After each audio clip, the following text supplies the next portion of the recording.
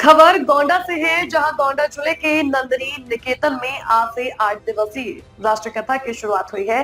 श्री आनंदम धाम पीठाधीश्वर सदगुरु रितेश्वर जी महाराज द्वारा अयोध्या के साधु संतों के साथ वैदिक मंत्रोच्चार के साथ व्यास पीठ की पूजा अर्चना करके 8 दिवसीय कथा की शुरुआत की गई। राष्ट्रीय कथा की शुरुआत को लेकर के आते समय सदगुरु रितेश्वर जी महाराज का स्कूली बच्चों द्वारा पुष्प वर्षा करके उनका जोरदार स्वागत किया गया। प्रथम दिन आज 10,000 से अधिक बच्चे इस राष्ट्रीय कथा कार्यक्रम में शामिल हुए हैं, जिन्होंने सदगुरु रितेश्वर जी महाराज की कथा को सुना है। वहीं इस राष्ट्रीय कथा को उद्घाटन में शामिल होने के लिए पहुंचे श्री राम बल्लभ कुंज के महंत राजकुमार दास ने कहा कि यह एक नया बदलाव है, जो युवा वर्ग पहले कहीं पर्यटन स्थलों पर जाता रहता था। आज वे धार्मिक क्षेत्रों में, चाहे काशी हो, वृंदावन हो, महाकाल हो या श्री धाम अयोध्या जी हो, इस तरफ युवाओं का अधिक आना हो रहा है।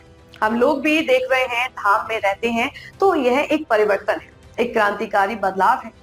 युवा भी अब समझ रहा है कि वह सनातन से ही सुरक्षित है और हमारा जीवन यह सुरक्षित है।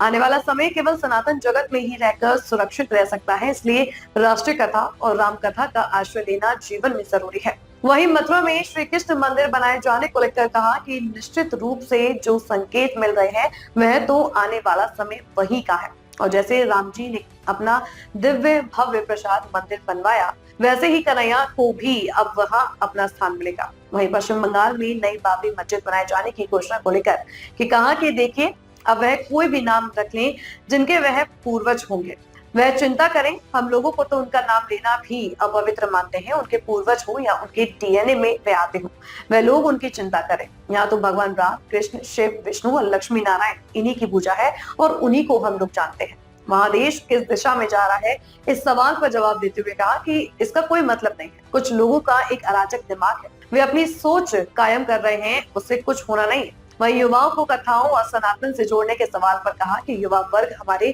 जो सनातन मूल्य हैं उनको ध्यान में रखकर चलेंगे तो निश्चित रूप से जीवन में सफलता और एकाग्रता इच्छित फल होगा, वह निश्चित रूप से ठाकुर जी की कृपा से प्राप्त होगा। गोंडा जिले में 8 दिनों तक चलने वाले राष्ट्रीय कथा का शुभारंभ हो चुका है। कैसरगंज के पूर्व सांसद ब्रिजभूषण शरण सिंह द्वारा आयोजित राष्ट्र कथा में राष्ट्रीय संत रितेश्वर जी महाराज के श्रीमुख से कथा का वर्णन किया जा रहा है। कथा को सुनने के लिए काफ़ी संख्या में श्रद्धालु नंदिनी निकेतन पहुंच चुके हैं।